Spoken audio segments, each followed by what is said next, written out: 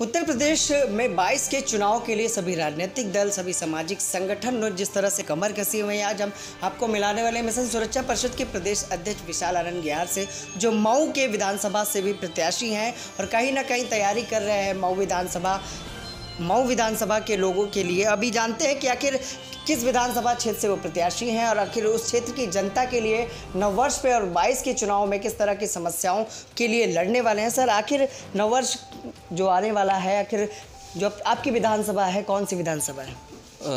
आप लोगों के सहयोग से जी और मिशन सुरक्षा परिषद और समाजवादी पार्टी के जो एक सामाजिक गठबंधन तैयार हो रहा है, उसके आधार पर मुझे मोहम्मदाबाद गोहना जनपद मऊ की एक विधानसभा के लिए तैयार किया गया है।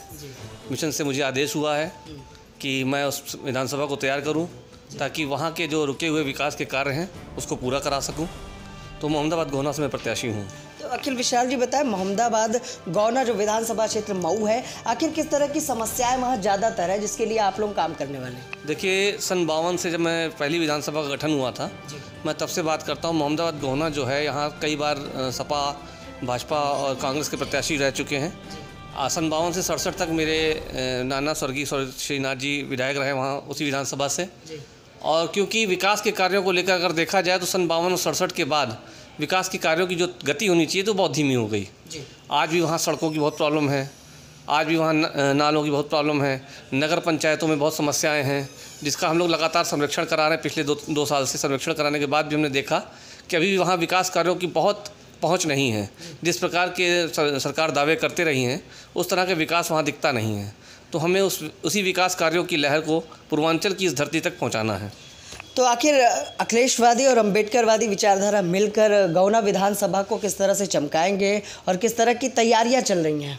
देखिए, जहाँ तक हम लोग अम्बेडकरवादी विचारधारा लेकर चल रहे थे और हमें अब समाजवादी जड़ी बूटी का भी सहयोग मिल गया है, तो अम्बेडकरवादी विचारधारा और समाजवादी विचारधारा के साथ हम जो बहुजन समाज का बिखराव है उसको ख़त्म करते हुए एक प्लेटफॉर्म पे लाते हुए हम अपने सभी पदाधिकारियों के माध्यम से उस मोहम्मदाबाद गोहना विधानसभा को लगातार तैयार करने का प्रयास कर रहे हैं। और हमारी उम्मीद नहीं, हमारा विश्वास भी है कि सन 2022 के बाद मोहम्मदाबाद गोहना जो है विधानसभा, ये आदर्श विधानसभा उत्तर प्रदेश की होने वाली है। आखिर भारत देश में जिस तरह से पूरे देश में आपका संगठन काम कर रहा है, मिशन सुरक्षा परिषद, और नववर्ष भी आने वाला है, किस तरह की शुभकामनाएं रहेगी आपके विधानसभा के लोगों के लिए और आपके संगठन के लोगों के लिए?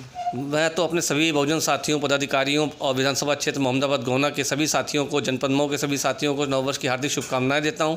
नववर्ष का ये जो 2021 आने वाला है, एक हर्ष का विषय तो है ही, क्योंकि 2020 का एक समय जो कोरोना के काल की वजह से, कोविड-19 की महामारी की वजह से हम लोगों ने जो दुखद समय बिताया और बहुत आपातकालीन समय में हम लोगों ने जीवन गुजारा है। बहुत सारे लोगों को हमने खोया भी इस पीरियड में।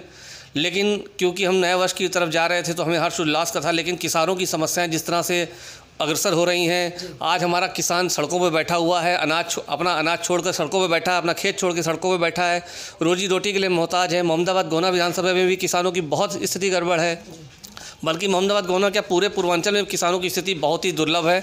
लोग किसानी छोड़ के, खेती किसानी छोड़ के मजदूरी और दूसरे कार्यों में लग रहे हैं, क्योंकि वहाँ बहुत स्थिति ख़राब है। तो नववर्ष का विषय तो है, हर्षोल्लास का भी है, सबको शुभकामनाएं भी हैं।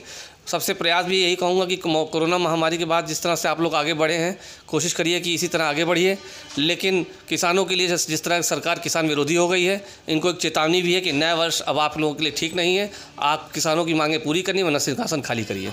मतलब कहीं ना कहीं अगर चुनाव जीतते हैं, आपका संगठन के पदाधिकारी चुनाव जीतते हैं, तो कहीं ना कहीं किसानों के मुद्दे पर बड़ी बहस करेंगे। किसानों के मुद्दे पे बहस का विषय नहीं है, किसानों की मांगों को मानना ही हमारा विषय है। इस पे कोई बहस नहीं होनी चाहिए। जिस प्रकार अभी आप देखिए कि किसान अगर बटाई पे खेत देता तो उसको 18% GST के दायरे में ला दिया गया है। किसान व्यापारी नहीं है, किसान हमारा अन्नदाता है। उसके लिए उसको व्यापारी की श्रेणी में लाना है बहुत गलत है। अगर उसके पास संसाधन नहीं तो बटाई के लिए देता है तो ये उसकी मजबूरी है, ये उसकी ज़रूरत नहीं, उसकी मजबूरी है। इसलिए उस मजबूरी को व्यापार मत बनाइए, और व्यापार बनाएंगे तो इसी तरह के आंदोलनों को झेलना पड़ेगा सरकार को। इसलिए हम किसानों के ऊपर बहस नहीं, उनकी मांगों को पूरे करने पर विश्वास रखते हैं। ठीक। तो ये थे हमारे साथ मिशन सुरक्षा परिषद के प्रदेश अध्यक्ष विशाल आनंद गयार, जिन्होंने बताया कि किसानों की समस्या से किस तरह से वो दुखी हैं और कहीं ना कहीं मिशन सुरक्षा परिषद उनके लिए लंबी लड़ाई लड़ेगा और उनके हक को दिलाने का भी प्रयास करेगा। जहाँ उन्होंने बताया कि नववर्ष पर किस तरह से इस समय को, इस नववर्ष को मनाना है। और वहीं उन्होंने बताया कि अपने विधानसभा के लिए किस तरह की वो तैयारी कर रहे हैं और अपने विधानसभा के लोगों के लिए किस तरह से वो काम करने वाले हैं। मोहित के साथ मैं विक्रम आपसे इजाजत चाहूँगा। नमस्कार।